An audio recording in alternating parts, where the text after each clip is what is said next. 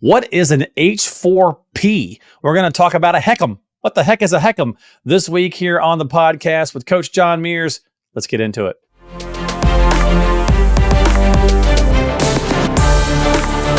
In football, the red zone is where a team has to make small adjustments to ensure victory. As you approach retirement, you also need to make small adjustments to ensure success. This is the Red Zone Retirement Program with registered investment advisor and enrolled agent John Mears of Mears Money Management. Hey everybody, welcome to the podcast. As John and I talk about all sorts of things, investing, finance, and retirement. And what the heck is a HECM? This week is our conversation piece here on Red Zone Retirement Program. Simple investing, smart future with Coach John Mears. Coach, what's up, buddy? How are you? Not much. We're in the middle of baseball season. My Angels are almost in last place, so all's normal. Everything's good. So, well, all right, there you go. Hey, you were on a baseball podcast too. I was. I ran into a guy at the Angels game. The Angels actually won the game that I went to. Nice. But but the guy was a big Dodger fan, and he has his own baseball podcast. We got to chat, and he says, "Hey, want to come on the podcast?" I don't remember the name of it though. It's top. Well, when he sends you the link for it, we'll put it in the show notes for one of our shows. It was a lot of fun. I enjoyed doing Good. this stuff, so it was That's cool. Awesome. That's very cool. Well, I know it's not maybe as interesting as baseball for some folks, but this is a topic of conversation for many people, Coach, that I want to get into. So what is this H4P, home equity conversion mortgage for purchase? How's that for a tongue twister? Is what it's called. What is this? So I'll use the acronym, the HECM, HECM. So that's a home equity conversion mortgage. I'm just going to refer to that as a HECM. Okay, so we'll use that from here on out. So a HECM for purchase is basically, I'll give the short version here, but that's if you're selling your home here in California, you're moving to Tennessee or whatever, you're using the equity in your home to buy a home. And a lot of times people have enough money here in California to buy a home for cash wherever they're going to. But what the HECM allows you to do is not use all your equity for that home in Tennessee or wherever. You can actually use this HECM, which is a home equity conversion mortgage. People call it a reverse mortgage. We don't like to use that term. I was going to say it's a reverse mortgage, right? Yes, but so it got a name makeover, kind of like junk bonds, right? A couple of years ago, they went Madison Avenue marketing, and they call them now they're high yield bonds, right? Yes. What sounds better, a high yield bond or a junk bond, right? Yes. Okay. So all right. We're using language to manipulate, like we do in the press always does here, where they use a different term for something. Like, wait, we called it this for years, and now you're calling it that. So the reverse mortgage, and there are some differences between a traditional reverse mortgage. We'll talk about here in a minute, but a HECM basically is a loan you don't have to pay back. Let's just call it that. It is a mortgage. It is a mortgage. But instead of the mortgage you get from B of A where you have to pay it back, you can actually get a mortgage from B of A that you don't have to pay back, just to oversimplify here. Okay. Now, so let me get all layman here real fast. So in that same context, so if you were to do something like this and use one of these, basically it works the same way, I'm assuming, as the words that we don't like to say anymore, is that you're not making the payment, you're not making the mortgage payment, and when you die, they sell the house to recoup their money. Yeah. So statistically speaking, 82% of kids that inherit their parents' house sell it. They don't want it. Yeah. So it is normal for people in a normal circumstance when they inherit a home to pay off the house or to sell the house, pay off whatever is the existing mortgages, keep the proceeds, distribute the proceeds, and everybody lives happily or moves on. I won't say lives happily ever after if you inherit something, but you're gonna just distribute those proceeds. The same thing goes on with a HECM. You have a mortgage that's just sitting there. If you sell your house, then you pay off the mortgage and you keep the proceeds. Exactly the same way. Okay, so if you like the old rep used to be bad for reverse mortgages, just kind of like annuities as well, right? I mean, there's certain annuities that give a bad name. Reverse mortgages used to have a bad name, and which is probably why they're doing the name brand change. But it's a way to really tap into the equity in your house, especially if no one's going to want it once you're gone. And it doesn't mean if I die, John, that my wife gets kicked out, right? No. It is the last person who is the owning the house on the deed or passes whatever. Away. Yes, so it has to be your primary home. It cannot be a second home. It can't be a rental. So it does have to be your primary home. This is backed by the FHA, which is why there are certain rules that are a little bit different than a traditional reverse mortgage. So this is backed by the FHA. So there are certain rules that also go into this. There are actually certain rules that are built in as far as appreciation into how this will work as well. So there's a lot of limitations from the bad side, the downside to this that you don't have because the FHA is backing up. One of the obvious things is if for whatever reason your home either is flat or actually declines in value, you will never have to pay more. Let's say your house goes from 500 down to 250 for whatever reason, and your HECM was 300. You're not on the hook for that extra $50,000 of loan. The loan will never be more than what your house is valued at. And there's actually even some further rules on that as well that limits it. So well, with the housing, I was gonna say with the housing boom. Okay, let's say that you bought the house for 250 grand, but now it's worth, because it's been crazy, now it's worth 700 grand. Are they appraising it at that higher amount if you're doing the loan, the reverse mortgage? You're doing the loan. Yeah. So the HECM for purchase is basically based on the appraised value of the home that you're buying now. Okay. So we're not worried about the future. We're worried about what we're buying right now. And roughly what we're looking at is you're putting down, we'll call it like 60% down. So it's not 20% down and they're financing the rest. It's kind of the opposite of that.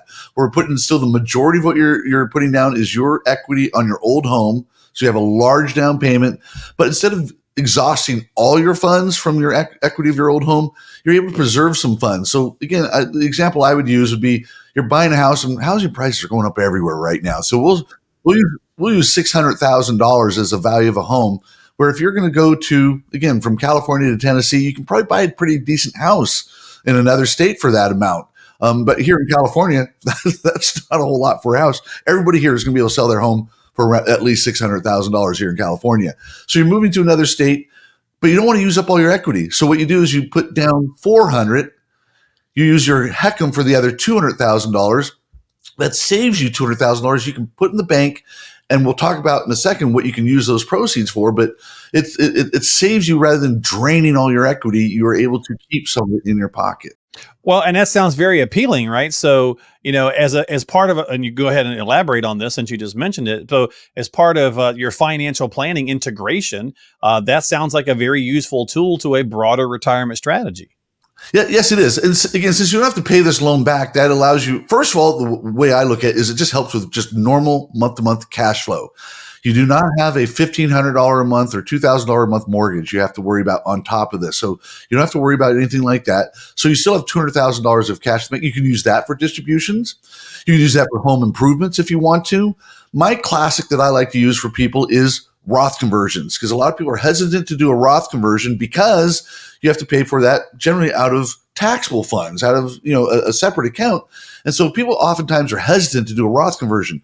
Well, what if I told you can do a Roth conversion and not have anything really out of pocket, so to speak? So you're using your HECM, which you never have to pay back, to pay the taxes for your Roth. So you're able to convert to a Roth tax-free, and then you never really have to dip into any of your regular retirement savings in order to pay for that. So I think that's a great tool to use is the HECM for Roth planning and retirement planning. So it's a huge thing to use. I would always tell you, talk to your advisor, make sure you got the math correct on this. But if you can do the taxes and project out the taxes, you can do a pretty big Roth conversion with some of your HECM proceeds here. So it's something to really, really, really consider. That's an interesting strategy, right? Especially if you were thinking about doing a bunch of it, but you're like, hey, I don't have that money, or how do I access it? That could be a certain way to go.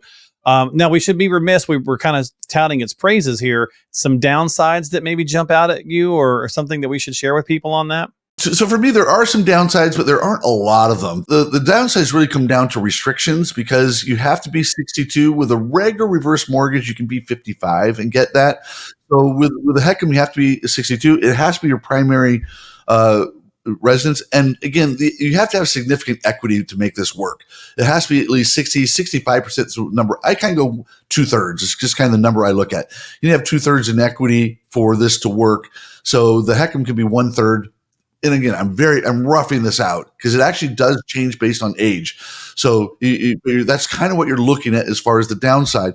There is going to be mortgage, so your kids are going to get less, if you will. But again, the kids probably don't care too much. And you can even be upfront with them that you're using this as a financial planning tool. At the end of the day, it's none of their business. I'll be pretty bold and say this is for you, not for them. That's right. Well, So, it's interesting that you say that. My daughter was just here, over the 4th of July weekend, just a little bit ago. And, she was joking about how much she loves the house and that she can't wait for me to leave it to her. So my brother's messing with her. He's like, this place is too big for you to take care of. And she's like, no, once I'm out of the Navy, I got blah, blah, blah. I'm like, wait a minute. Once you're out of the Navy, when do you think you're getting this? I'm like, because, God willing, I'm living 30 more years, which is going to put you at like 60.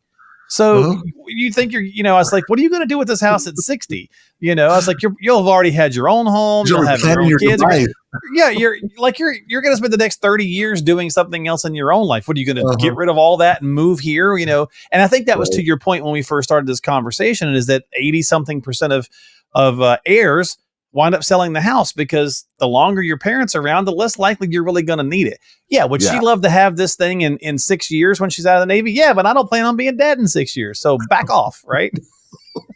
Exactly. So again, when we're doing financial planning, I tell parents this all the time, that it's your money, not your kids. Because a lot of people want to do some legacy planning and stuff like that. And that's great. It's fantastic. Nothing wrong with that. But at the end of the day, you're here for yourself. This is what the financial plan is for, is you, and making sure that you don't run out of money and that we're paying the minimum amount of taxes. Again, this is all about self-preservation. One other thing I was going to mention about a HECM, you can also save that money for long-term care. That's money you can use for future medical expenses as well. Yeah, that's a great point, right?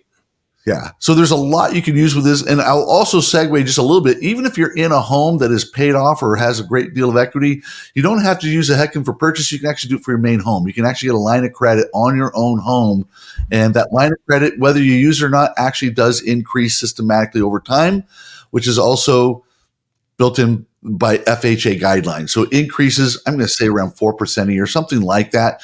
So if you get a line of credit for, and I'm making up a number here just off the top of my head, of $200,000 line of credit, it will actually increase, and we'll just kind of round it. We'll call it to 210, to 220, so on and so forth. So if you get the line of credit when you're younger, when you're in your mid 60s, by the time you may need it when you're in your 80s, it will have increased systematically, so that you'll have more to draw off of at that point in time.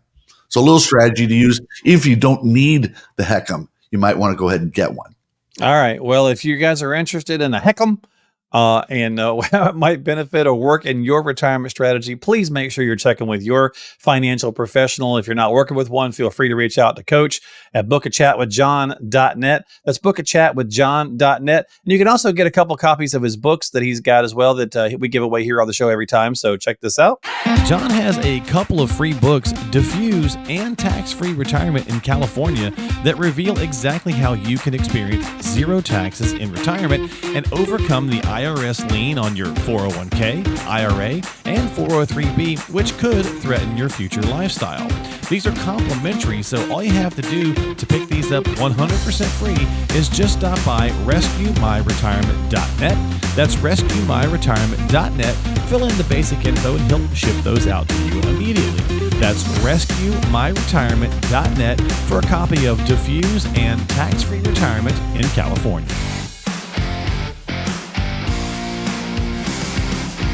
All right, so we're back from the commercial break here real fast. We're going to wrap it up with our 2-minute warning, Coach. I'll just kind of say, again, last minute, if you need some help, again, please make sure you're checking with a qualified professional. No matter what you hear on our show or any other, everybody's got a podcast, everybody's got a YouTube channel now. Just make sure that it makes sense with your situation by verifying that, through a complimentary review, which just about every financial advisor worth their salt does. So again, if you need some help, go to mearsmoney.com. That's mearsmoney.com, and drop a line to the program while you're there, like Max did. So Max has got a question for you, Coach. He says, my mom just died last month. Sorry to hear that, Max. And left me an IRA with about $350K in it. What do I need to know about this account, and how should I reinvest it, use it, whatever the case is? So he's got $350,000 in an IRA. So the very easy question here that I start off now, Max is, I believe, asking in this what he should do to invest with this, but the first thing we got to talk about is taxes, unfortunately, Okay, Max. right, So it's right. not something where you're going to be able to just leave it there and just, whenever you're ready to retire, use it. So under the Because new he rules inherited with- this, right? So it's not a Yeah. spouse, right? Yeah, under the rules of the Secure Act, he has to drain that account within 10 years. Now, what's kind of funny, not funny, haha, but funny because we're used to dealing with the IRS, we still don't know if we have to take that money out every year. So far, every year they've done the Secure Act, they've kind of kicked the can down the road saying, well, you don't have to do a required minimum distribution this year. You can wait till next year. So far this year, we're still under the same exception where you don't have to do an RMD this year. You can wait. So if we're going to use the old rules, right now it's looking like, again, this isn't official, but we're looking like we can just take that money out by the end of the 10th year. What we used to do with the old 5-year rules, we just waited till the end of the 5 years. We took it all at one time. Now, there may be some tax planning reasons why you may want to do it incrementally rather than a lump sum. That's something you can talk to your advisor about. But Max, the main thing you have to know is there's a tax issue here. So you have to take out the entire $350 within 10 years. How you need to invest that is a whole different ballgame here because that money will now be outside of the IRA. How you may have some debt you may need to take care of. You may be able to use that money to help increase your 401k contributions. You can also do some other Roth or IRA contributions as well. There's a lot of things you may need to do with that, and we could discuss that. If you were a client of mine, we could kind of go through that. And that's why, again, talk to your advisor. But I think the bigger issue here is it's a tax issue.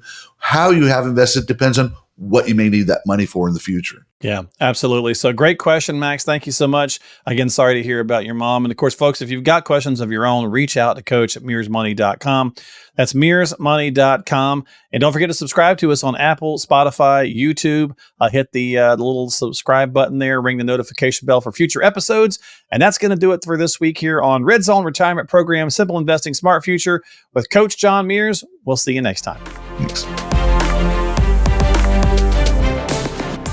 Advisory services offered through Mears Money Management, Inc., an RIA registered in the states of California and Texas. California Department of Insurance License Number 0685203.